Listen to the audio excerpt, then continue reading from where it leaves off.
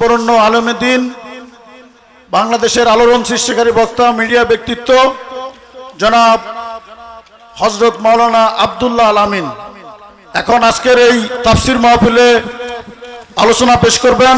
আজকের এই তাফসীর মাহফিলের সম্মানিত প্রধান বক্তা জনাব আব্দুল্লাহ আল আমিন মুহতারামকে তার কথা রাখার জন্য সবিনয় অনুরোধ করছি।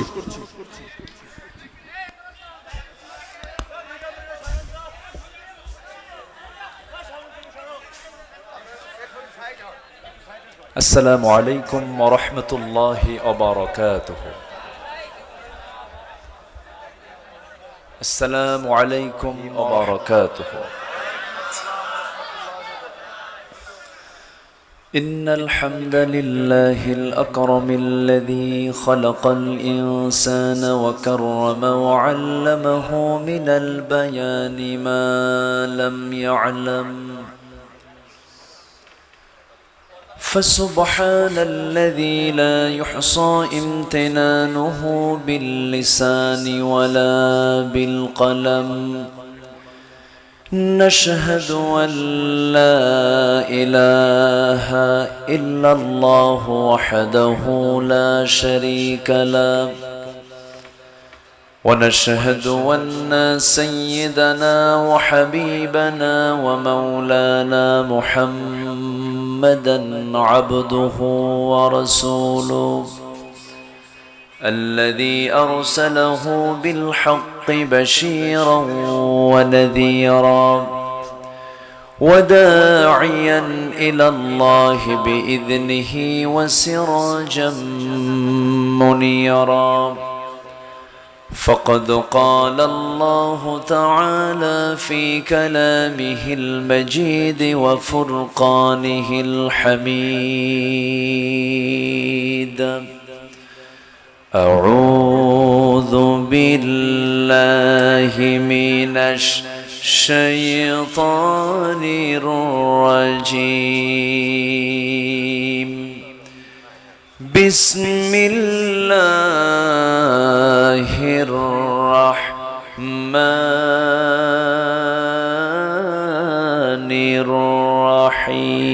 الرحيم. قد أفلح من تزكى وذكر اسم ربه فصلى.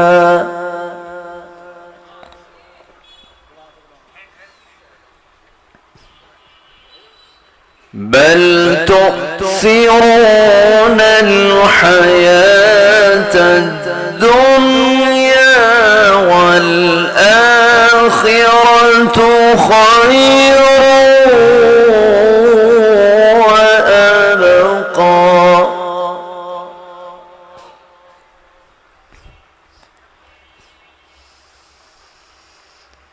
إن هذا لفي الصحف الأولى صحف إبراهيم وموسى.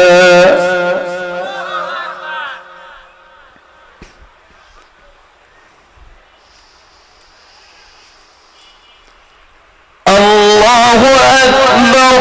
بسم الله الرحمن الرحيم.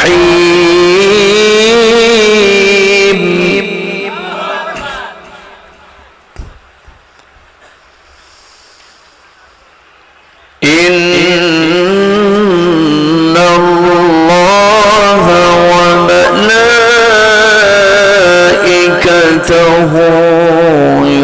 يصلون على النبي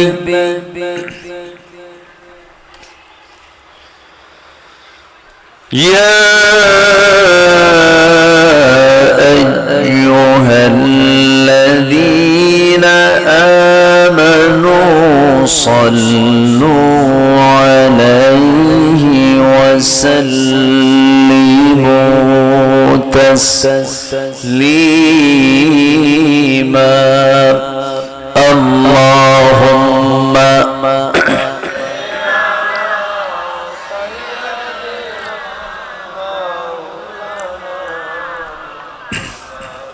وعلى آل سيدنا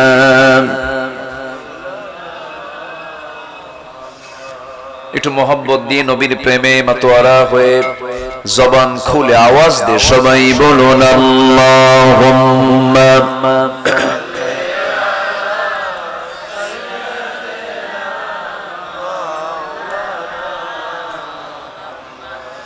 وعلى آل سيدنا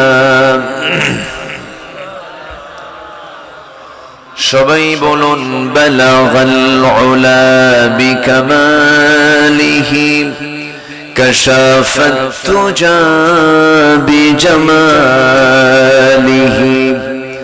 হাসুনাত জামিউ খিসালিহি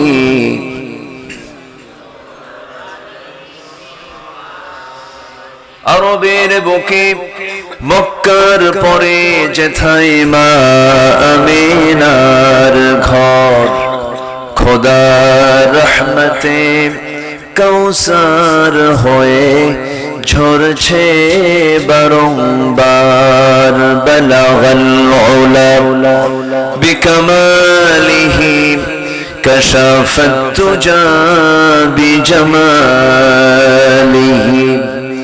حسنت جميع خصاله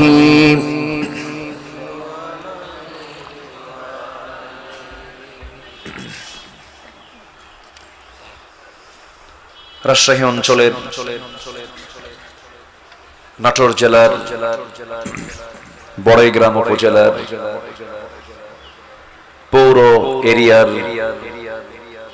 কেন্দ্রীয় জামে মসজিদ মাহফিল ইন্তজামি কমিটি কর্তৃক আয়োজিত বড়াইগ্রাম সেন্ট্রাল ঈদগাহ মাঠে অনুষ্ঠিত দিনের বেলা আয়োজিত তাফসীরুল কোরআন মাহফিল 2024 মহতি আয়োজনের সম্মানিত সুযোগ্য সভাপতি বিশিষ্ট সমাজসেবক ইসলাম দরদি ব্যক্তিত্ব জনাব বেলাল হোসেন, প্রধান অতিথি মাননীয় সাংসদ, প্রধান মেহমান চিকিৎসাবিদ, বড়াইগ্রামের কৃতি সন্তান চিকিৎসক ডক্টর শামসুদ্দিন সাহেব, আজকের এই প্রোগ্রামের বরেণ্য অতিথি আমার পূর্বে কথা বলেছেন কুমারখালী সিনিয়র মাদ্রাসার অনারেবল প্রিন্সিপাল নন্দিত আলেম দ্বীন মুহতারাম মাওলানা আহমদুল্লাহ সাহেব, উপস্থিত হাজরাত উলামায়ে কেরাম, ফদলায়ে ইজাম, সুশীল সমাজ, জাতির শ্রেষ্ঠ সন্তান, শিক্ষক মণ্ডলী, জাতির বিবেক, সাংবাদিক বৃন্দ, আজকের মাহফিলের প্রধান আকর্ষণ, সামনে উপস্থিত কাছে দূরের বিভিন্ন স্থান থেকে ছুটে আসা কালেমার ঝান্ডাবাহী, তাওহীদের পতাকাবাহী, দ্বীন ইসলামের নরসারদুল বীর মুজাহিদ, প্রাণ প্রিয় সম্মানিত দ্বীনি ভাইরা এবং আড়ালে বসে আছেন সম্মানিতা শ্রদ্ধেয়া মা এবং বোনেরা, আলোচনার সূচনায় আনুষ্ঠানিকতার মধ্য দিয়ে আমার পক্ষ থেকে আবারও দিল খোলা সালাম, আসসালামু আলাইকুম ওয়া রাহমাতুল্লাহি ওয়া বারাকাতুহু। সবাই কেমন আছেন? জি, আমাকেও প্রশ্ন করে ফেলেছেন। আল্লাহর মেহেরবানি, আল্লাহ তাআলা আমাকে আপনার মতোই রেখেছেন। বলছি আলহামদুলিল্লাহ। আমি উঠতে চেয়েছিলাম বয়ানে জোহর পর, কিন্তু প্রচন্ড খরতাপ, তাপদাহ, এরকম হাদিস এসেছে যে যখন অতিরিক্ত গরম হয় এটা একটা জাহান্নামের নিঃশ্বাস। প্রচন্ড গরমের ভিতরে আপনারা যারা এসেছেন, আমি মনে করি একজন বীর মুজাহিদের ভূমিকা পালন করেছেন, যিনি আমাকে আপনাকে এমন সুন্দর আয়োজনে শামিল করলেন। সেই মহান রব্বুল আলামিনের শানে আমরা সবাই একযোগে বলে উঠছি আলহামদুলিল্লাহ। আবারও বলছি আলহামদুলিল্লাহ। সবাই চিৎকার মেরে বলছি আল্লাহুম্মা ইন্নী আসআলুকা আল হুদা ওয়াত তুকা ওয়াল আফাফা ওয়াল গিনা। সবাই বলি আল্লাহুম্মা লাকা আসলামতু ওয়া বিকা আমানতু ওয়া আলাইকা তাওয়াক্কালতু ওয়া ইলাইকা আনাবতু ওয়া বিকা খাসামতু। আমরা আল্লাহ তাআলার শুকর আদায় করে নিলাম। সম্মানিত হাজিরিন, খুব সময় অল্প। দিনের বেলা মূলত জোহর থেকে আসর পর্যন্ত একটা সময় পাওয়া যায়, লম্বা সময় পাওয়া যায়, কিন্তু আজকের এই প্রচন্ড গরমের কারণে দুপুর বেলা এটা প্রতিকূল আবহাওয়ার কারণে আমরা আলোচনায় সেই সময় আমরা উঠতে পারিনি। তো সালাতুল আসরের পর সময় একটু কম থাকে, আরো মেহমান তারা কথা বলেছেন। আমি যতটুকু সময় পেয়েছি, আমি যতটুকু কথা বলতে চাই, যদিও নাতি দীর্ঘ কথা, তবে চেষ্টা করব অল্প সময়ে এমন কিছু কথা আমি বলতে চাচ্ছি আল্লাহর কালাম থেকে, যেটা জান্নাতে যাওয়ার জন্য সে আমলগুলোই যথেষ্ট। বলি আলহামদুলিল্লাহ। আমাদের দিন শেষে দুটা পথ আমাদের সামনে খোলা আছে, একটা হলো জান্নাতের পথ, আরেকটা কিসের পথ? Way of Jannah, way of জাহান্নাম। জাহান্নামের পথ একটা, আরেকটা হলো জান্নাতের পথ। এই জান্নাত এবং জাহান্নাম আল্লাহ তাআলা আমার আপনার জন্য রেখে দিয়েছেন। কার জন্য জান্নাত আর কার জন্য জাহান্নাম, এটা জানার জন্য সবচাইতে যে মোক্ষম উত্তম যে কিতাব, সেই কিতাবটার নাম কি বলেন তো? কোরআন। কোরআন আল্লাহ তাআলা এই ব্যাপারে স্পষ্ট করে সব জানিয়ে দিয়েছেন, কোনটা জান্নাতের পথ আর কোনটা জাহান্নামের পথ। আল্লাহর সৃষ্টির দুটো পিঠ, একটা হচ্ছে ইহকাল, আরেকটা কি পরকাল। আমরা এক পিঠে অবস্থান করছি, আরেকটা পিঠ সামনে পড়ে আছে। আমরা জীবন সাজাবো দুনিয়াকে সামনে রেখে না আখিরাতকে সামনে রেখে? বলেন, দুনিয়াকে সামনে রেখে না আখিরাতকে সামনে রেখে? দুনিয়াটা ক্ষণকাল আর আখিরাতটা কি চিরকাল। আমরা দুনিয়াতে এসেছি স্থায়ী হয়ে না মুসাফির হয়ে? বলেন, আমরা কি দুনিয়াতে এসেছি স্থায়ী হয়ে না মুসাফির হয়ে? মুসাফিরের ব্যাগে কি বেশি কিছু থাকে? মুসাফিরের গায়ে কি বেশি কাপড় চোপড় থাকে? না। এবং তার সামানের মধ্যে কি বেশি কি সে কি খাদ্য গুদাম নিয়ে বের হয়? না। কুন ফিদ দুনিয়া কান্নাকা গরীবুন আও আবিরিস সাবিল। তুমি দুনিয়াতে থাকবে একজন পথিকের মতো। ইদা আসবাহতা, যখন সকাল পাবে, ফালা তানতাযিরিল মাসা, সন্ধ্যার অপেক্ষা করো না। যখন তুমি সন্ধ্যা পাবে, সকালের অপেক্ষা করো না, বলেছেন মুহাম্মদ সাল্লাল্লাহু আলাইহি ওয়াসাল্লাম। কিন্তু আমরা কেন যেন আমাদের একটা মায়া মরিচিকা, একটা মহাব্বত, একটা ভালোবাসা, দুনিয়ার প্রতি টান আছে না নাই? আসতে বলে আছে না নাই? টান আছে বলেই তো সন্তান হয়ে বাবাকে পর্যন্ত খুন করে সম্পদের নেশায়। টান আছে বলেই তো নিজের ভাই আরেক ভাইকে খুন করে তার সম্পত্তি হাতায় নেওয়ার চেষ্টা করে।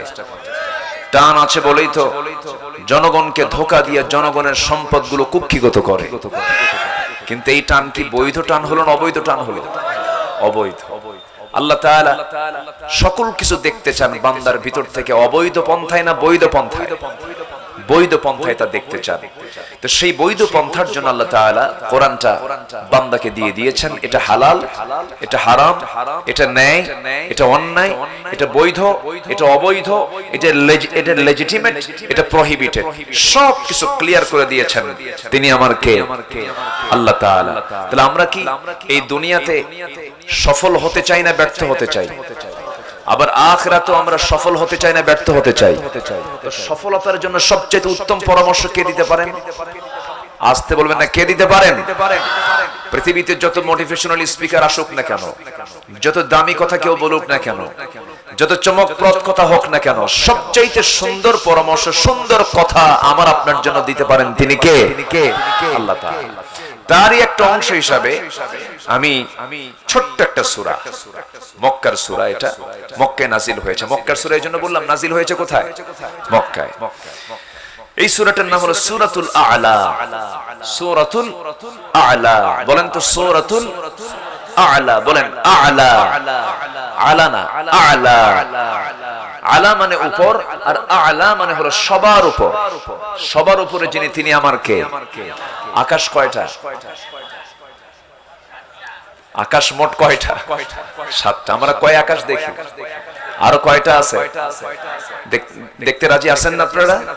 আল্লাহ দেখায় দিবেন আমাদের। বলি আলহামদুলিল্লাহ। যদি জান্নাত পাই, যদি কি জান্নাত পাই। 7টা আকাশ আছে। এই 7টা আকাশের উপরে হলো আরশ আজিম। তাহলে আল্লাহ কি শুধু উপরে না, সবার উপরে? সাব্বিহিসমা রাব্বিকাল আ'লা। আমার বন্ধুগণ, সেই সূরাতুল আ'লার যদি পরিপূর্ণ তাফসীর আমি করতে যাই, ব্যাখ্যা যদি দিতে যাই, 3-4 রাত হলে ভালো হয়, সময় নিয়ে কথা বললে ভালো হবে। তবে সংক্ষিপ্ত করে আমি যদি নির্যাসটা দিতে চাই, একটু মনোযোগ দিয়ে সবাই শুনবো, জোরে বলি ইনশাআল্লাহ। নেতার পরামর্শ শুনবো না কেন যদি ভালো হয়? বাবার পরামর্শ শুনবো না কেন যদি ভালো হয়? বড় ভাইয়ের পরামর্শ শুনবো না কেন যদি ভালো হয়? চিকিৎসকের পরামর্শ কেন শুনবো না যদি ভালো হয়? তবে পৃথিবীর সকল পরামর্শ এক পাল্লাই দিয়ে দেন, সবচেয়ে উত্তম পরামর্শ দিতে পারেন তিনি আমার কে? আল্লাহ রাব্বুল আলামিন সূরাতুল আ'লার মধ্যে সুন্দর করে বলছেন কোন বান্দা সফল, কোন বান্দা মহা সফল। তোমরা শুনে নাও, আল্লাহ রাব্বুল আলামিন বলছেন ক্বাদ আফলাহা মান তাযাক্কা ওয়া যাকারা ইসমা রাব্বিহি ফাসাল্লা বাল তু'থিরুনাল হায়াতাদ দুনিয়া ওয়াল আখিরাতু খায়রুন ওয়া আবকা ইন্না হাযা লাফিস সুহুফিল উলা সুহুফি ইব্রাহিম ওয়া মূসা। জোরে বলুন আল্লাহু আকবার। আল্লাহ রাব্বুল আলামিন সফলতার কথা একাধিক জায়গায় বলেছেন। যেরকম সূরা মুমিনুনের শুরুতে আল্লাহ রাব্বুল আলামিন 7টা কাজ যার মধ্যে থাকবে আল্লাহ তাকে সফল বলে ঘোষণা করেছেন। কয়টা কাজ বলেন? 7টা কাজ। আর সূরা আলার মধ্যে আল্লাহ রাব্বুল আলামিন 3টা কাজের কথা বলেছেন। 3টা কাজ যার মধ্যে থাকবে সে মহা সফল। জোরে বলি সুবহানাল্লাহ। আপাতত আজকে আমরা এই 10টা সফলতার কাজগুলো আমরা আজকে শিখে যাব। জোরে বলি ইনশাআল্লাহ। কয়টা বলেন তো? 10টা। আমার আহমদুল্লাহ ভাই, আমার আগের যিনি মেহমান ছিলেন, উনি তো মানুষ গড়ার কারিগর, উস্তাজুল আসাতিজা। ওনার হাতে অনেক আলেম উলামা তৈরি হয়েছে। অনেক চমকপ্রদ দামি দামি কথা তিনি বলেছেন। আমি শেষ ক্লাসে এসে ভাঙ্গাচোরা কিছু কথা আমি বলতে চাচ্ছি। আল্লাহ তাআলা সূরা আলার শেষ আয়াতের দিকে 14 নম্বর আয়াত আল্লাহ তাআলা বলছেন সেই বান্দাই সফল যার 1 নম্বর গুণ হলো যে নফসের শুদ্ধতা আনতে পেরেছে। কিসের শুদ্ধতা বলেন তো? বুখারী শরীফের 1 নম্বর হাদিস হলো, আমরা সবাই কিন্তু জানি, এই কথা বলি, ইন্নামাল আ'মালু বিন্নিয়া। দেখেন সবার কিন্তু মুখস্থ আছে, কিন্তু কেউ দান করলে পরে কিছু কিছু লোক আছে দান করলাম 1 লাখ, নামটাও নিল না, একটু স্লোগান টোলোগান দিতে হবে না? আচ্ছা, এরকম কিছু চাওয়ার প্রত্যাশী কিছু লোক আছে না নাই? হজ করে আসলাম 4.5 লাখ টাকা খরচ কইরা আমার একটু হাজি কয় না, এটা কি হলো? বলেন তো, তাহলে এই নফসের মধ্যে কি সমস্যা আছে? আসতে বলে সমস্যা কি আছে? আল্লাহ তাআলা বলছেন, হ্যাঁ ভাইরাস ধরছে। দেখেন অশিশু আমি পারি, কি সুন্দর একটা কথা বলে ফেলেছেন, ভাইরাস ধরেছে। হ্যাঁ, মানুষের দেহে শুধু ক্যান্সার হয় না, মানুষের ইমানেও ক্যান্সার হয়। মানুষের ইমানেও ক্যান্সার হয়। একটু কান লাগাবেন, মনোযোগ দিয়ে একটু শুনুন। আল্লাহ রাব্বুল আলামিন এখানে নামাজের কথা পড়ে বলেছেন, জিকিরের কথা পড়ে বলেছেন। প্রথম বলেছেন হলো নফসের শুদ্ধতা যে বান্দার মধ্যে নিয়ে আসবে। আল্লাহ রাব্বুল আলামিন সুন্দর করে বলছেন, قد أفلح من تزكى وذكر اسم ربه فصلى بل تؤثرون الحياة الدنيا। জোরে বলি আল্লাহু আকবার। কোন এক ব্যক্তি নবীর সঙ্গে মক্কা থেকে মদিনায় পর্যন্ত চলে গেছে। নবীর সামনে দাঁড়িয়ে সেই লোকটা বলছে, হুজুর আমি আপনার মোহাব্বতি মক্কা থেকে মদিনায় আসছে, হিজরত করেছি। রাসূল বলেন, না রে না, তুমি আমার জন্য আসো নাই, তুমি এসেছো একটা মেয়ে আমার সঙ্গে হিজরত করেছে, তুমি তাকে বিয়ে করবে, এই জন্য আমার সঙ্গে আসছো। কথা বোঝেন নাই? এই যে বুখারীর যে প্রথম হাদিসটা, এই হাদিসের প্রেক্ষাপট কিন্তু এটা। একটা হাদিস আমাকে দারুণ চিন্তায় ফেলে দেয়। সিয়াসিতের হাদিস, খুব গুরুত্বপূর্ণ হাদিস। হাসরের ময়দানে বহু আলেম ধরা খেয়ে যাবে, বহু দানবীর ধরা খেয়ে যাবে, হাফেজে কোরআন ধরা খেয়ে যাবে, শহীদ ধরা খেয়ে যাবে। শহীদ যখন আল্লাহর সামনে দাঁড়িয়ে বলবে, আল্লাহ তোমার জমিনে তোমার দিন কায়েমের জন্য রক্ত ঝরিয়ে তোমার সামনে হাজির হয়েছি, আল্লাহ বলবেন, না রে বান্দা, তোকে মানুষ মুজাহিদ বলবে, তোকে মানুষ বাহাবা দেবে, এই জন্য তুই জিহাদে অংশগ্রহণ করেছিল, আমার খুশির জন্য তুই শহীদ হস নাই। উপর করে জাহান্নামে ফেলা হবে। দানবীর বলবে, আল্লাহ তোমার জন্য তোমার পথে দান করেছি, দ্বীনের জন্য দান করেছি, মসজিদের জন্য দান করেছি, তোমার পথে আমি তোমার খুশির জন্য দান করেছি। সেদিন আল্লাহ বলবেন, ও দানবীর, পৃথিবীর মানুষ তোমাকে দানবীর বলে সম্বোধন করবে, তুমি দারুণ খুশি হবে, মানুষের বাহাবা নেওয়ার জন্য তুমি দানগুলো করেছো, আমার খুশির জন্য করো নাই। তোমার নিয়ত তোমার জানা ছিল, তোমার নিয়তে তোমাকে জাহান্নাম যেতে হবে। আলেমকে বলা হবে, তুমি ইলম অর্জন করেছো কিসের জন্য? বলো, আল্লাহ তোমার খুশির জন্য ইলম অর্জন করেছিলাম। না না, জনগণ তোমাকে আলেম বলবে মানুষের খুশির জন্য। জনগণের মধ্যে বিভ্রান্ত সৃষ্টি করেছো, বিভিন্ন ভুলভাল ফতোয়া দিয়েছো, দুনিয়ার মানুষ তোমাকে সারা জীবন আলেম মনে করেছে, কিন্তু তোমার নিয়তের বিশুদ্ধতার দারুণ অভাব ছিল। আজকে তোমাকে উপর করে জাহান্নামে আমি আল্লাহ নিক্ষেপ করলাম।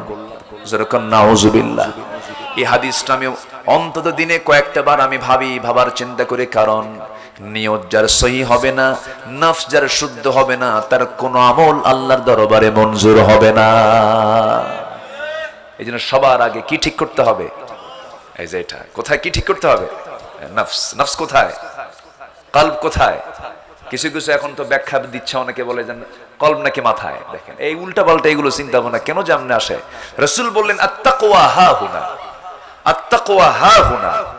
তাকওয়াটা এই জায়গায়। তাকওয়া কোথায়? এই জায়গায়। আল্লাহ রাব্বুল আলামিন সূরা নাসের মধ্যে বলেছেন, সূরা নাস আমার সঙ্গে যারা পারেন বলেন, قل أعوذ برب الناس ملك الناس إله الناس من شر الوسواس الخناس الذي يوسوس في قلوب الناس। ভুল কইছি? ভুল কইছি না? কুলুবিন নাস তো হবে না, সুদুরিন নাস হবে। সুদূর মানে হলো বুক। কলবের দরজা, কিসের দরজা বলেন? কলবের দরজা হলো বুক। বুকের ভিতরেই হলো কলব। শয়তান ওয়াসওয়াসা দেওয়ার জন্য শুধু কলবের দরজা গিয়ে ধাক্কা মারে, কিন্তু কলবে ঢুকতে পারে না, কারণ কলবটা চালান কে? ইয়া মুকাল্লিবাল কুলুব সাব্বিত কলবি আলা দীনিক। কলবের দরজা হলো সদর, অতএব কলবটা হলো বুকে। আত্তাকওয়া হা হুনা। আলা ইন্না ফিল জাসাদি লামুদগাতান ইযা সালুহাত সালুহাল জাসাদু কুল্লু ওয়া ইযা ফাসাদাত ফাসাদাল জাসাদু কুল্লু আলা ওয়াহিয়াল কলব। রাসূল বলেন, শোনো, দেহের মধ্যে গোশতের টুকরা একটা আছে, সেই গোশতের টুকরা যদি ঠিক থেকে যায় সব ঠিক থেকে যাবে, সেই গোশতের টুকরা যদি ব্যাঠিক হয়ে যায় সব ব্যাঠিক হয়ে যাবে। আলা ওয়াহিয়াল কলব, সাবধান, সেটা হলো কলব। জোরকান সুবহানাল্লাহ। এই জন্য কলবের ট্রিটমেন্ট করার দরকার আছে না নাই? আসতে বলবেন না, আছে না নাই? ডাক্তার মহোদয় তারা চিকিৎসা করেন হলো দেহের ট্রিটমেন্ট, আর রুহের ট্রিটমেন্টের জন্য হলো কোরআন। যেরকম সুবহানাল্লাহ। রুহের ট্রিটমেন্ট কি? কোরআন। পৃথিবীর কোন ডাক্তার মানুষের রোগ সরাতে পারে না, কোন রুহের রোগ সরাতে পারে না। সাইকের ডাক্তার কিছু ওষুধ দেন, কিন্তু বলেন এখানে ঘোরেন, ওখানে ঘোরেন, এখানে চলেন, মনটা ফ্রেশ রাখার চেষ্টা করেন, হয়তো কিছু ওষুধ তারা দিয়ে দেন।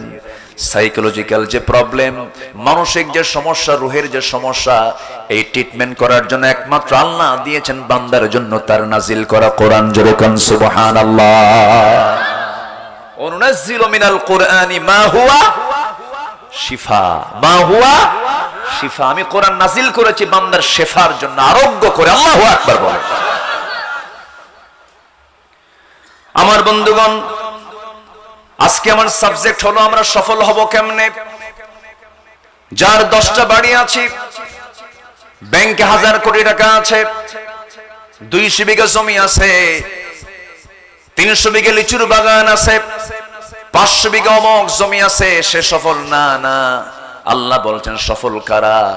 সফল তো তারাই যাদের মধ্যে 1 নাম্বার গুণ হলো যারা নফসের শুদ্ধতা আনতে পেরেছে, নফসটাকে যে ফ্রেশ রাখতে পেরেছে। নফস তো খারাপ কিছু চায়, নফস তো ভালো কিছু চায় না। নফসের কামনা হলো খারাপ, নফস কখনো ভালো কিছু চায় না। আমার বন্ধুগণ, নফস ভালো মন্দ বিচার করে না, নফস যা চায় তাই পেতে নেয়। আমার বন্ধুগণ, যদি কেউ আম চুরি করে খায়, চুরি করে আম মনে হয় টক লাগে নাকি? চুরি করে আম কি টক লাগে? আম যদি মিষ্টি হয়, চুরি করে আমও মিষ্টি, আর কেনা আমও মিষ্টি। নফসের চাওয়া হলো আমি আম খাবো, চুরি করে হোক আর চুরি না করে হোক, এটা যে নফসের চাহিদা। জেনা করব, বিয়ে করে সওয়াব কামাই হবে। বিয়ে করে বিয়ে করে স্ত্রীর সঙ্গে সম্পর্কের মধ্যে যে তৃপ্তি পাওয়া যায়, জেনায় তো একই তৃপ্তি পাওয়া যায়। কিন্তু নফসের চাহিদা হলো জেনার বিয়ে, সেইগুলোকে পাত্তা দেয় না, সে এটাকে চায় যেভাবেই হোক আমার কাছে আসুক। কিন্তু নফসটা বান্দাকে বাধা দেয় না, কিন্তু ওই নফসটাকে বাধা দিয়ে দেয় হলো রূহ। রূহের কাজ হলো নফসকে আটকায় ফেলে। নফস হচ্ছে ইহকালীন চেতনা, রূহ হলো পরকালীন চেতনা। বান্দা যখন খারাপ কাজের দিকে আগায় যেতে নেয়, সেই সময় রূহ তাকে টেনে ফেলে। বান্দা এই কাজটা করা যাবে না, এই কাজ করলে তোমার এই ক্ষতিটা হয়ে যাবে, তোমার জন্য জাহান্নাম যেতে হবে। রূহ তাকে টেনে ধরে। কারণ আল্লাহ রাব্বুল আলামিন সুন্দর করে রূহের ব্যাপারে বলছেন, ইয়াসআলুনাকা আনির রূহ কুলির রূহু মিন আমরি রাব্বি। জোরে বলুন আল্লাহু আকবার, আরো জোরে বলুন আল্লাহু আকবার। আমার কথা কি বিরক্ত হচ্ছেন আপনারা? আমার কথা বিরক্ত হচ্ছেন না তো? আচ্ছা, এক লাইন আমি একটু বুঝাই দেব। নফসটা কি? নফস হলো লেজিসলেটিভ, রূহটা হচ্ছে অ্যাডমিনিস্ট্রেটিভ, কলবটা হচ্ছে ফেডারেটিভ, আইন প্রণয়ন বিভাগ। নফস শুধু সব কাজ বাস্তবায়ন করে, রূহ হচ্ছে আইন প্রণয়ন বিভাগ, প্রশাসন বিভাগ হচ্ছে রূহ। রূহটা বলে দেয় কাজ তো করবা, কিন্তু একটু হিসাব আইন কানুন মেনে চলা দরকার। রূহ এটাকে রেস্ট্রিকশন করে দেয়। আর বাস্তবায়ন বিভাগ হলো কলবটা বাস্তবায়ন করে ফেলে। আর সেই কলবটাকে ঠিক রাখার জন্য সর্বক্ষণ বান্দা দোয়া চাইবে কার কাছে? আসতে বলবেন না, কার কাছে? আল্লাহর কাছে চাইবে। ইয়া মুকাল্লিবাল কুলুব সাব্বিত কলবি আলা দীনিক। হে অন্তর পরিবর্তনকারী, তুমি আমার অন্তরটাকে তোমার দ্বীনের উপরে তুমি আল্লাহ টিকসই রাখো, সাবিত রাখো। এমন করে বান্দা আল্লাহর কাছে চাবে। আমার বন্ধুগণ, এই জন্য নফসকে ট্রিটমেন্ট করতে হবে আমাদের। হারাম কাজের দিকে যাওয়া যাবে না, অবৈধ কাজের দিকে যাওয়া যাবে না। মন চাবে মানুষের ক্ষতি করি, মন চাবে হারাম কামাই করি, মন চাবে অবৈধ পন্থা অবলম্বন করি, মন চাবে আমি হিংসা করি, মন চাবে আমি গীবত করি। মন তো অনেক কিছুই চাবে, কিন্তু মনকে কখনো পাত্তা দেওয়া যাবে না। আল্লাহ তাআলা বলছেন, মনের বিরুদ্ধে চলবি, নফসের বিরুদ্ধে চলবি, তোর ঠিকানা হবে কি? দেখ, ওয়া আম্মা মান খাফা মাকামা রাব্বিহি ওয়া নাহান নাফসা আনিল হাওয়া ফাইন্নাল জান্নাতা হিয়াল মাওয়া। জোরে বলুন আল্লাহু আকবার। যার দিলের মাকামে আল্লাহর ভয়টা জাগ্রত হয়ে যাবে, তার ঠিকানা হয়ে যাবে জান্নাতে মাওয়া। এই জন্য প্রবৃত্তির অনুসরণ আমরা করব না, আমরা দিলটাকে উদার করব, মনটাকে উদার করব, হৃদয়কে আকাশের মতো উদার বানায় দেব। আমার দেশে হিংসা মনে হয় নাই? আসতে কয়, আমার দেশে কি হিংসা আছে? অহংকার আছে? হ্যাঁ, নফসের কি রোগ নাই? নফসের রোগ আছে না নাই? নফসের রোগ মোটামুটি 14টা। কয়টা বলেন তো? 14টা। আমি আজকে যে সাবজেক্ট নিয়ে কথা বলা শুরু করেছি, বহু আলোচনা, এখন সময় তো অল্প, আমি কিছু তো করার নেই, এটা সংক্ষিপ্ত করে বলছি। তবে একটা কথা, আমার দেশে ওয়াজ বেশি হয় না আমল বেশি হয়? হ্যাঁ, কি বেশি হয়? আমল কম হয়। আজকে আমলের নিয়তে শুনবো, তাহলে এনাফ হবে। বলি ইনশাআল্লাহ, জোরে বলি ইনশাআল্লাহ। কি হিংসা দেখেন, হিংসার আগুনে দাউ দাউ করে জ্বলে। অনেকদিন আগের একটা উদাহরণ মনে পড়লো আমার। আগের যুগে বিয়ে করতে যেত মানুষ ঘোড়ায় চড়ে। কিসে চড়ে? ঘোড়ায় চড়ে। তো গ্রামের এক মুরব্বীর ঘোড়া আছে, তো এক ছেলের বিয়া। সে ছেলেটা গিয়ে বলতেছে যে চাচা একটু ঘোড়াটা দেওয়া যাবে কি? কেন আমি ঘোড়া দেবো না তোরে? মনটা খারাপ কইরা চলে আসছে বাড়িতে। তো কদরের রাত আসছে, কদরের রাতে গেছে মসজিদে। মসজিদে যে প্রথমেই দোয়া করে, আল্লাহ এই বুড়া চাচা আমার ঘোড়া দিল না, ওর ঘোড়া যেন আজকে মরে, ঘোড়া যেন কি। তো এই দোয়াটা করে শেষ করে চলে আসছে বাড়িতে। বাড়িতে আসার পর ওর মা কান্দে। মা তুমি কান্দো কেন? কে কানবো না, তোর গরু মরছে। কি মরছে? গরু মরছে। দোয়া ঠিকই কবুল হয়েছে। মালাকুল মউত ঘোড়ার কাছে না যায় কার কাছে গেছে? গরুর কাছে গেছে। হিংসার ফলাফল এটাই হয়। হিংসা দিয়ে কোনো কাম হয় না। একটা হাদিস, সহিহ হাদিস, ক্বালা ইয়াকুম ফিল হাসাদ ফাইন্নাল হাসাদা ইয়াকুলুল হাসানাত কামা তাকুলুন নারুল হাতাব। আমার রাসূল বলেছেন তোমরা হিংসা থেকে বিরত থাকো। একটা কাঠখণ্ডকে আগুন যেমন জ্বালিয়ে ভস্ম করে দেয়, ঠিক তেমনি হিংসা সমস্ত নেক আমলকে খেয়ে শেষ করে দেয়। আজকে আমাদের দেশে রাষ্ট্র থেকে শুরু করে নিয়ে গ্রাম পর্যন্ত হিংসার আবাদ না মানবতার আবাদ? বলেন হিংসার আবাদ না মানবতার আবাদ? হিংসার আবাদ না উদারতার আবাদ? হিংসা, শুধু হিংসা। আপনি ইমানদার, আপনি মুসলমান, আপনার মধ্যে হিংসা থাকবে, আপনার কোন পুরস্কার আল্লাহর আদালতে নাই। হিংসা রাখা যাবে না। গ্রামে গঞ্জে হিংসার পরিমাণ কম না বেশি? আরো বেশি। মসজিদে নামাজ পড়ে হঠাৎ করে হয়তো একদিন বলেই ফেলছে যে এটা তো আমার দাদার জায়গা ছিল। অনেক সময় বলে ফেলে না, এরকম বলে, কিন্তু বাস চান্স একখান পাইছে, যা তোর দাদার জায়গা আর আমি নামাজ পড়বো না, আমার দাদার জায়গায় মসজিদ বানাবো। আছে কিনা খন? আছে কিনা বলেন? তোর দাদার জায়গা। আচ্ছা দাদার মসজিদ কি তার থাকে বলেন তো? হয়তো ভুল করে বলেই ফেলছে আমার দাদার জায়গা বলছে, কিন্তু মসজিদ তো দাদার নাই। বরং উচিত সংসার দুইটা না করে এই সংসারকে মজবুত করা। কিন্তু আমার দেশে এখন দিন দিন মসজিদ কমে না বাড়ে? মুসল্লি কমে। বাড়া দরকার কি? এই যে মসজিদ যে বাড়তেছে এটা কি মানবতায় না হিংসায়? হিংসাই। এত মসজিদ দেশে, সব টাইলস চলা মসজিদ, কিন্তু আমার নবীর মসজিদ কি টাইলস ছিল? কোন কলাম ছিল? খেজুর গাছের গুল দিয়া আর পাতা দিয়ে বানানো দুজন এতিমের কাছ থেকে নেওয়া আমার নবীর ছোট্ট মসজিদ, মসজিদ নববী। বেলাল আযান দিতেন ভাঙ্গা ভাঙ্গা কণ্ঠে, আর শাজিম শুয়ে গেছে, তাদের আযান, তাদের নামাজ জান্নাত পর্যন্ত পৌঁছে গেছে। কেন জানেন? হিংসা ছিল না। কি ছিল না? নফসটা ফ্রেশ ছিল। নফসটা কি ছিল? ফ্রেশ ছিল। নফসের কিছু রোগ আছে, ব্যাখ্যামূলক কথা আমি বলতে পারলাম না। নাম্বার ওয়ান হলো না, এক নাম্বার হলো নফসের রোগ হলো লোভ লালসা করা, অবৈধ লোভ লালসা করা। নাম্বার টু হলো অতি লোভ করা, অতি আশা করা। নাম্বার তিন হলো ক্রোধ এবং বেশি রাগ যারা দেখাবে, এগুলো নফসের রোগ। নাম্বার চার হলো কিসবুন, মিথ্যা কথা বলা। নাম্বার পাঁচ হলো গীবত করা। নাম্বার ছয় হলো হিংসা করা। নাম্বার 7 হলো বখল কৃপণতা করা। নাম্বার 8 হলো লোক দেখানো কাজ করা, রিয়া উন্নাস। নাম্বার 9 হলো নিজের পছন্দই বড় পছন্দ মনে করা। নাম্বার 10 হলো কিবার করা, অহংকার করা। নাম্বার 11 হলো পরশ্রী কাতরতা করা। নাম্বার 12 হলো হুব্বে মাল, সম্পদের প্রতি অবৈধ মায়া মমতা এটা করা। নাম্বার 13 হলো সম্মানের লোভ করা, আমার সিয়ার দিল না, শুধুমাত্র পোস্টারের নাম নাই, মাহফিল বন্ধ করা ষড়যন্ত্র করে। আছে না নাই? আসতে বলবেন না, আছে না নাই? সম্মানের লোভ। কিসের লোভ? সম্মানের লোভ। ওর নাম আমার আগে দিছে, ওর নাম আমার পোস্টারের আগে, আমার নামের আগে ওর নাম দিছে, যা মাহফিল বন্ধ। এরকম বদমাইশ আছে না নাই? এই থামেন, আমার ওয়াজ করতে দেন। সম্মানিত ভাইয়েরা, সম্মানিত বন্ধুগণ, আজকে যদি নফসের শুদ্ধতা, নফসের ট্রিটমেন্ট যদি আজকে আমার দেশে যদি থাকতো, নফসের চিকিৎসা নিয়ে যদি আজকে আমরা চলতাম, দেশের টাকা কি বিদেশে পাচার হয়?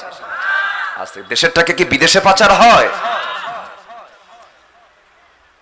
দেশের টাকা যারা বিদেশে পাচার করে তাদের মুখে দেশের মোহাব্বতের কথা মানায় না, তাদের মানায় না এগুলো। একটু কান লাগান, একটু মনোযোগ দিয়ে আমরা কথাগুলো শুনি।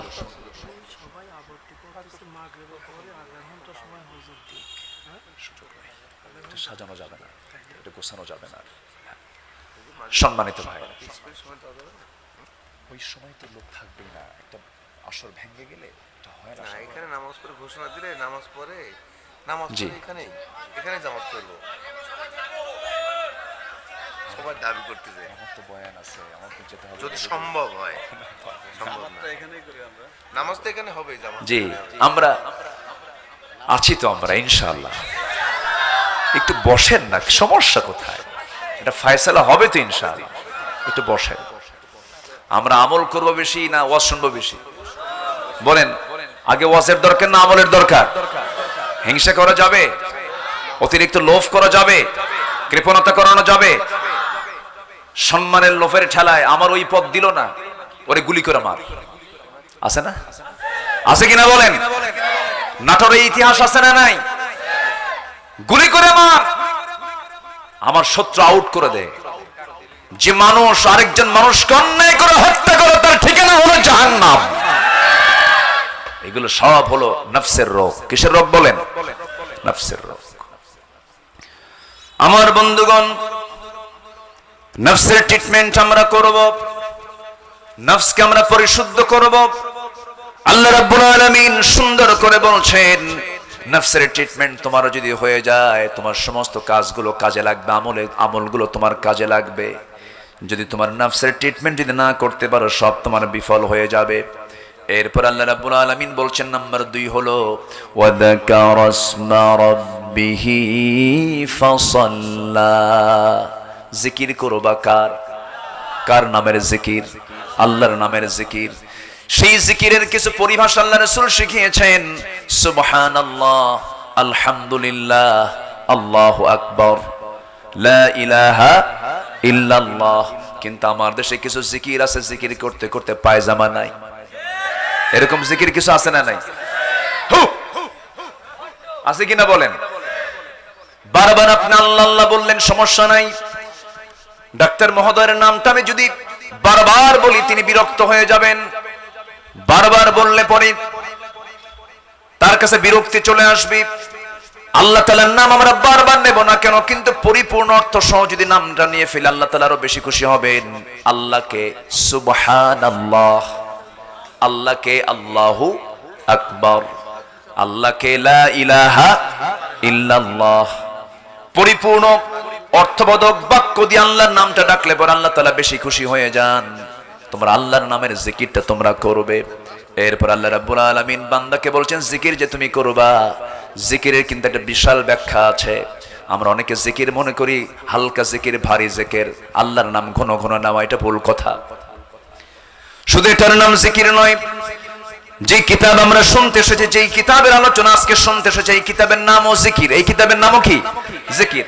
আল্লাহ রাব্বুল আলামিন বলেন, ফাআইনা ইন হুয়া ইল্লা যিকরুল লিল আলামিন লিমান শাআ মিনকুম আইয়াস্তাকিম ওয়া মা তাশাউনা ইল্লা আইয়াশা আল্লাহু রাব্বুল আলামিন। বান্দা তুমি কোথায় দৌড়াও, কোন দিকে দৌড়ার? সবচেয়ে বড় জিকির হলো কোরআন। কোরআনের জিকিরটা তুমি করো, কোরআনটা সুন্দর করে পড়ো। এর চাইতে বড় জিকির আর দুনিয়াতে নাই। জোরে কোন সুবহানাল্লাহ। তাহলে জিকির মানে হলো আল্লাহর নামটা নিয়ে, আল্লাহর নাম অর্থবোধক নামটা নিয়ে আল্লাহর নামটা বলা, কোরআনের তেলাওয়াত করা, এটাও জিকির। জিকিরের মোটামুটি 3 থেকে 4টা অর্থ আছে। আরেকটা অর্থ হলো জিকির মানে আমরা মসজিদে কিসের জন্য যাই? নামাজের জন্য যাই। এই নামাজকে আল্লাহ তাআলা এক জায়গায় জিকির বলেছেন। যেরকম সুবহানাল্লাহ। নামাজ কি? জিকির। আল্লাহ রাব্বুল আলামিন বলেন, ইযা নুদিয়া লিস-সালাতি মিন ইয়াউমিল জুমআতি ফাসআউ ইলা যিকরিল্লাহি ওয়া যারুল বাই', যালিকুম খায়রুল লাকুম ইন কুনতুম তা'লামুন। জোরে বলুন আল্লাহু আকবার।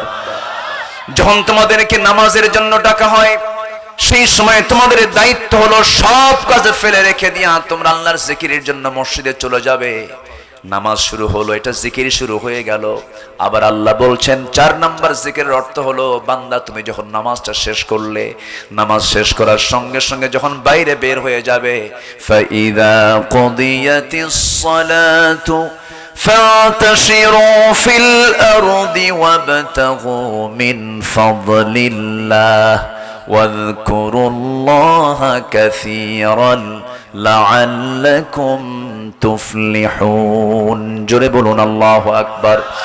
যখন তোমার নামাজটা আদায় হয়ে গেল, যখন তুমি অফিসে গিয়ে বসবে, বাজারে গিয়ে বসবে, ব্যবসায় গিয়ে বসবে, রাজনীতি করতে বসবে, পরিবার চালাতে যাবে, প্রশাসন চালাতে যাবে, সচিবালয় চালাতে যাবে, সব কিছুতে সেই সময় আমি আল্লাহ আমার জিকিরটা বেশি করে করবা, মানে আমার যে দেওয়া আইন কানুন যে বিধানগুলো আছে সেই বিধানগুলো তুমি তোমার জীবনে বাস্তবায়ন করবা। অর্থাৎ ব্যবসা করবে, হারাম দিবা না, লেনদেন করবা, মিথ্যা কথা বলবা না, ওজনে কম দিবা না। এটাই হলো তোমার জীবনের শ্রেষ্ঠ জিকির। জোরে কোন সুবহানাল্লাহ। এটা কি জিকির? কষ্ট পাচ্ছেন আপনারা? আজান কয়টা? সময় তো এখনো বহু আছে।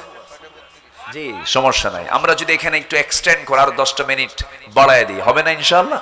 জি, জোরে বলি ইনশাআল্লাহ। একটু বসেন। দুটো অধিবেশন হয় না, 2 অধিবেশনে মাহফিলটাকে জমানো ওইভাবে যায় না। যারা আসছেন আলহামদুলিল্লাহ, আল্লাহ যা জুটায় দিবেন তাই তো আমাদের খুশি থাকতে হবে, বলি আলহামদুলিল্লাহ। তাহলে 1 নাম্বার কাজ হলো সবকিছু শুদ্ধ করার আগে কি শুদ্ধ করতে হবে? বলেন কি? বলেন নফস। নফস খারাপ কিছু চায়। একজন নবীকে একজন মহিলা ঘরের মধ্যে তুলছিল, জানেন কি? সবাই জানেন? কোন নবী বলেন তো?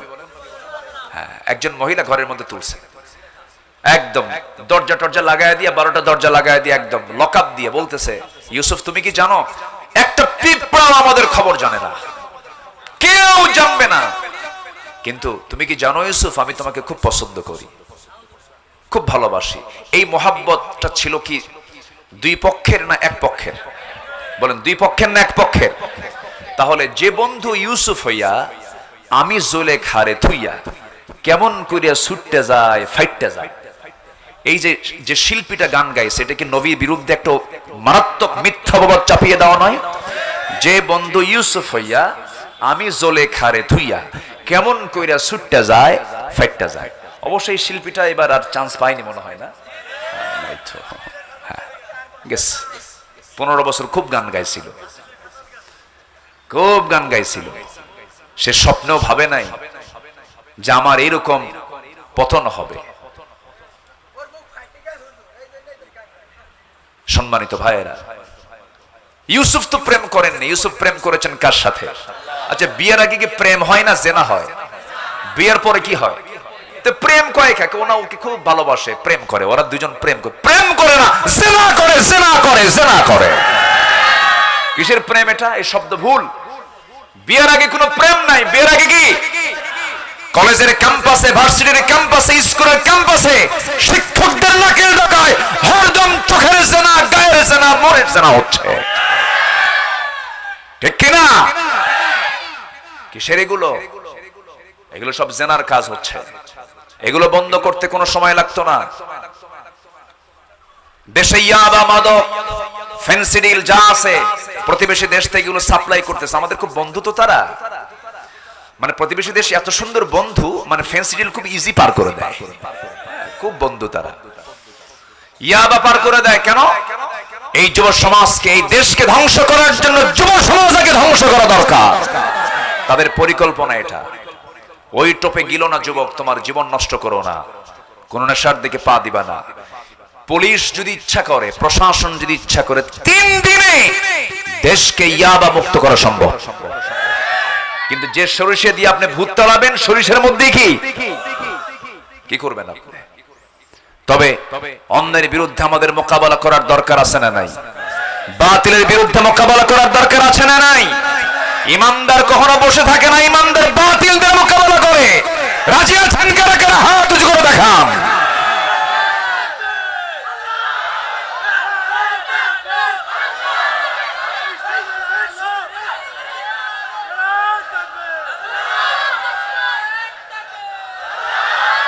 আল্লাহ তুমি সবার হাতকে কবুল করো, জোরে বলি আমিন, আরো জোরে আমিন।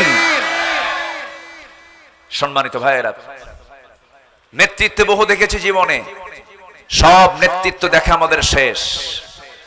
এই নেতৃত্ব মেনে আমি আপনি জান্নাত পাবো না, নেতৃত্বের মূলে যেতে হবে। নেতৃত্বের মূল হচ্ছেন মুহাম্মদ সাল্লাল্লাহু। যে নেতা আগে রক্ত ঝরান, আর আমার দেশের নেতাগুলো অনলাইনে যুদ্ধ করে। কি লাইনে যুদ্ধ করে? অনলাইনে, ময়দানে নাই। সব কোথায়? অনলাইনে। আমার নবীজি বদরের প্রান্তরে শেষ কাতারে না প্রথম কাতারে?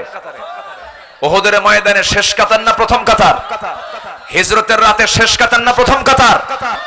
খন্দকের যুদ্ধে আমার নবীজি একদিন নয়, দুদিন নয়, 3 দিন নয়, 4 দিন না খাওয়া, অস্ত্র দিতে, যুদ্ধ করতে সব টাকা পয়সা শেষ। বদর 1 বছর পরে, উহুদ 1 বছর পরে আবার খন্দক। মানে যুদ্ধ চলছে। যুদ্ধ বিধ্বস্ত দেশে কি অর্থনীতি টিকে থাকে? ভেঙ্গে যায়। আমার নবীজির মদিনার ক্ষুদ্র রাষ্ট্র, যুদ্ধের পরে যুদ্ধ লেগে আছে। আমার নবীজির খন্দকের যুদ্ধের সময় রাসূল 4 দিন না খাওয়া। কয়দিন? 4 দিন। রাসূল নিজেই খাবার পান নাই। এক সাহাবী রাসূলকে খুব মহব্বত করতেন। আস্তে করে নবীর কাছে এসে দেখেন আমার নবীজির পেটটা ফুলা ফুলা। হাত দিয়ে দেখেন নবীজির পেটে পাথর বাঁধানো। কি বাঁধানো বলেন? পাথর বাঁধানো।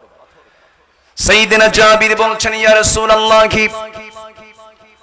আপনি আপনার পেটে পাথর বেঁধেছেন, আমি টের পেয়েছি, কিন্তু আপনি কাউকে জানান নাই, আমি কিন্তু জেনেছি। রাসূল বললেন, জাবির কাউকে বলো না। সব সাহাবী আমার হাউমাউ করে কান্দা শুরু করবে, কাউকে বলতে যেও না। কিন্তু জাবির বলছেন, হুজুর আমি গরিব মানুষ, আমার বাড়িতে একটা ছোট্ট ছাগল আছে, আপনি পারমিশন দিলে পরে জবাহ করে আপনাকে খাওয়াবো, আপনার প্রিয় গোশত, ছাগলের গোশত।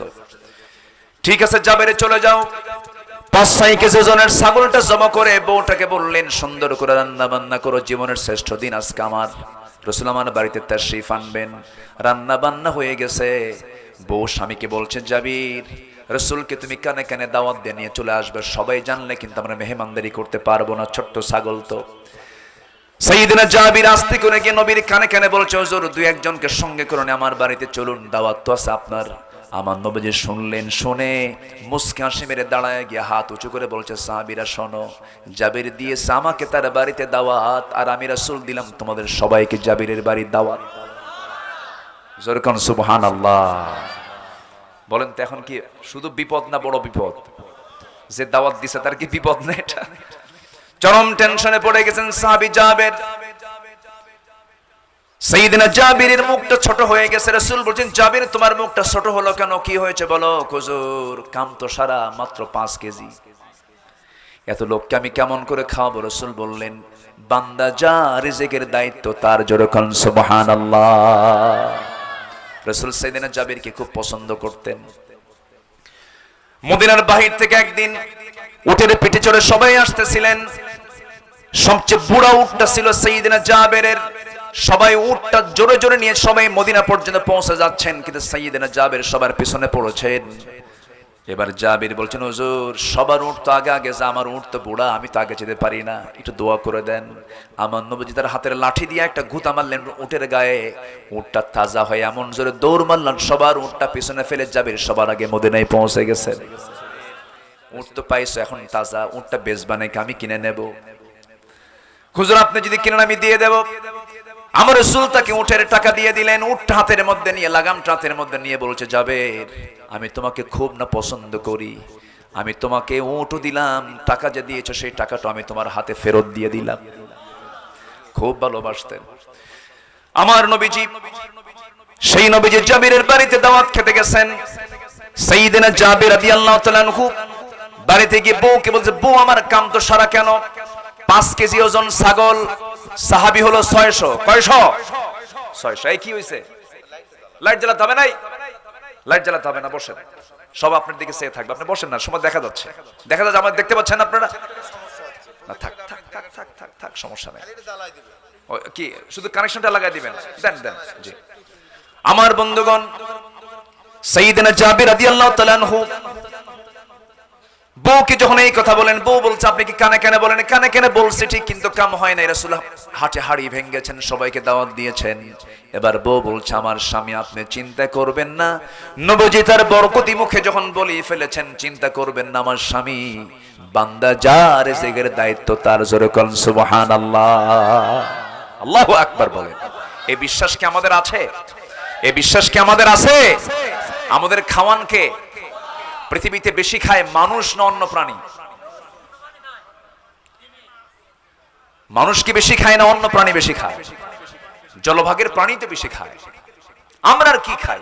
অথচ মানুষ সবচেয়ে কম খায়। এরপরেও পৃথিবীতে মানুষের জন্য খাদ্য গুদাম আছে, কোন প্রাণীর খাদ্য গুদাম নাই। খাদ্য গুদাম থাকার পরও চোর আছে না নাই? খাদ্যের সংকট আছে না নাই? খাদ্যের কোন সংকট আমার দেশে থাকতো না যদি বন্টনের যদি সংকট না হতো।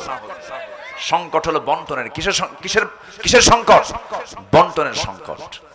বিধবা ভাতা, বয়স্ক ভাতা গভর্নমেন্ট দেয়, ভালো, এটা ভালো উদ্যোগ।